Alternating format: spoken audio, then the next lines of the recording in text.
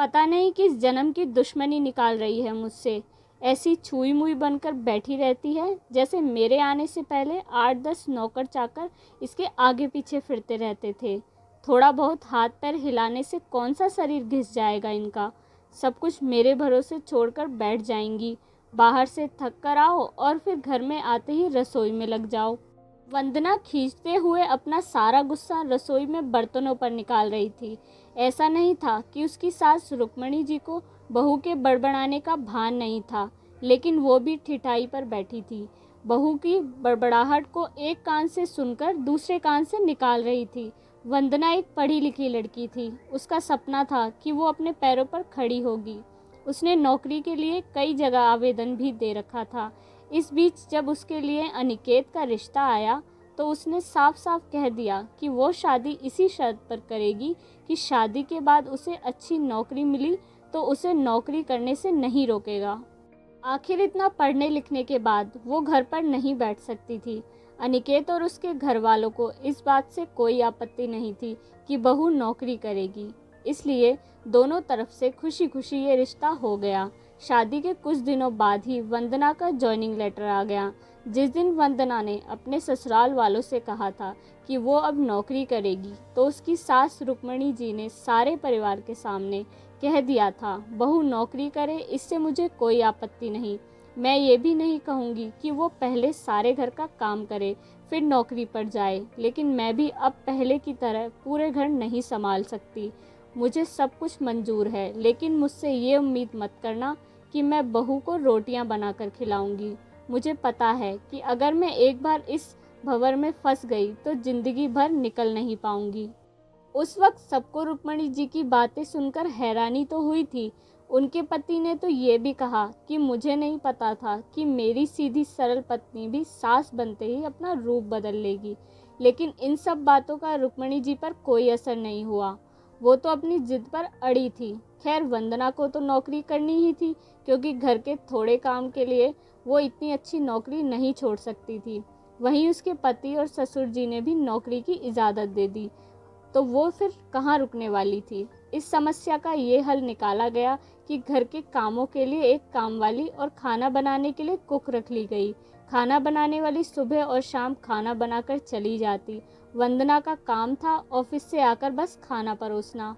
यूं ही दिन निकल रहे थे। वंदना की शादी को अब 2 साल हो चुके थे।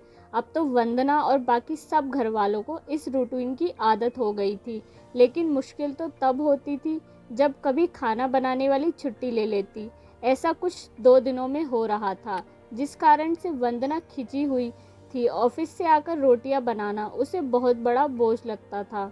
वैसे तो रुक्मणी जी इन दिनों में सब्जियां काटकर बना देती थी, लेकिन बहू के ऑफिस से आने के बाद रसोई में झांकती भी नहीं थी। उस समय वंदना को अपनी बैठी हुई सास बहुत चुभती थी। वो बड़बड़ाती रहती और रोटियां बनाती रहती।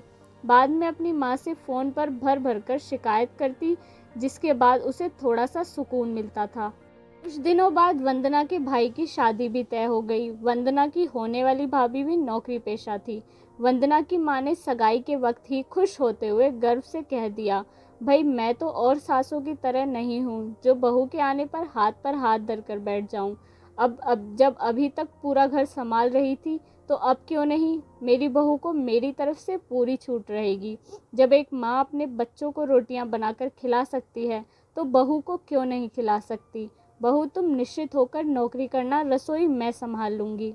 वंदना की माँ के उच्च विचार सुनकर उसकी होने वाली भाभी का पूरा परिवार और खुद वंदना भी गदगद हो गई। वाह माँ, आप कितने बड़े दिल की हैं। काश मेरी सास भी आपकी तरह होती। लेकिन मेरी किस्मत में ये सुख कहाँ। मेरी सास को तो बस हुक्म चलाना आता है। मुझे गर्व है कि मेरी माँ इतने खुले विचारों की है। अपनी चिड़चिड़ाहट निकालते हुए वंदना बोली। कुछ दिनों में ही वंदना के भाई की शादी हो गई और कुछ दिनों बाद ही वंदना की भाभी ने अपनी नौकरी ज्वाइन कर ली। वंदना की माँ भी अपनी बहू को हथेलियों पर रखती थी। सुबह उसका नाश्ता, टिफ़िन, फिर रात का खाना भी तैयार रखती। अपने हाथों से परोसकर सबको खाना खिलाती। उनकी बहू भी मम्मी जी करती हुई अपनी पसंद नापसंद बताती रहती थी, जिसे वंदना की माँ बड़े चाव से पूरा करने में लगी रहती। खुशी खुशी दिन बीत रहे थे, लेकिन ये प्रक्रिया धीरे धीरे अब उदासीनता में बदलती रही। वंदना की भाभी को अब कुछ भी ना करने की आदत पड़ गई थी। एक दिन जब वंदना फ़ोन पर अपनी माँ से बात कर रही थी तो उसकी माँ बस रो पड़ी। बेटा, मैं इतना करती हूँ तेरी भाभी के लिए, फिर भी उसे मेरी कद्र नहीं। अरे, मेरी दी हुई छूट आज मुझ पर ही भारी पड़ने लगी है। क्या हुआ माँ, आप ऐसे क्यों बोल रही हैं? आप तो भाभी का मुझसे भी ज़्यादा ध्यान रखती हैं। क्या भाभी ने आपसे कुछ कहा? वंदना बेचैन होते हुए पूछने लगी। कुछ क्या बेटा, अब तो वो सब कुछ मुझसे ही कहती है। ऑफिस से आने के बाद एक गिलास पानी के लिए भी मुझे आवाज़ देती है। नाश्ते में थोड़ी देर हो जाए तो मदद करने के बजाय गुस्सा होकर यूं ही बिना खाए चली जाती है। आखिर मेरा भी कुछ आत्मसम्मान है या नहीं? मैं तो उसके लिए बस एक कामवाली बनकर रह गई हूँ। माँ, ये तो बहुत गलत बात है। आप भाई से साफ साफ कह क्यों नहीं देती कि अपनी बीवी को लगाम खींच कर रखे? आप माँ हैं और कोई नौकरानी नहीं। भाभी नौकरी करती हैं, इसका मतलब ये नहीं कि आप पर हुक्म चलाएंगी, गरजते हुए वंदना बोली। किस मुंह से कहूँ बेटा, पहले तो खुद मैंने ही आगे बढ़कर कुल्हाड़ी पर अपना पैर दे मारा, फिर शिकायत किससे करूँ? तेरे पापा ने तो कहा भी था कि बहू को ज़्यादा छूट दोगी तो बाद में पछताओगी, लेकिन मैं ही बढ़ाई की भूखी थी जो अपनी बहू को सर पर चढ़ा लिया। एक बात कहूँ बेटा, तू चाहे अपनी सास को कुछ भी कहे, लेकिन समधन जी का ये फैसला सही था कि वो बहू को रोटियां बनाकर नहीं खिलाएंगी।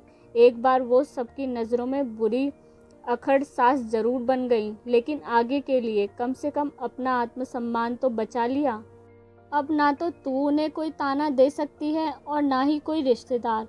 काश मैंने भी शुरू से ही ये घर गृहस्थी की पूरी जिम्मेदारी अपने सिर पर लेने से इनकार कर दिया होता तो आज मेरा ये हाल ना होता। माँ की बातें सुनकर वंदना निशब्द हो गई। भारी मन से उसने फ़ोन रख दिया। बाहर हॉल में आकर देखा तो सास ससुर आराम से बैठकर बातें कर रहे थे।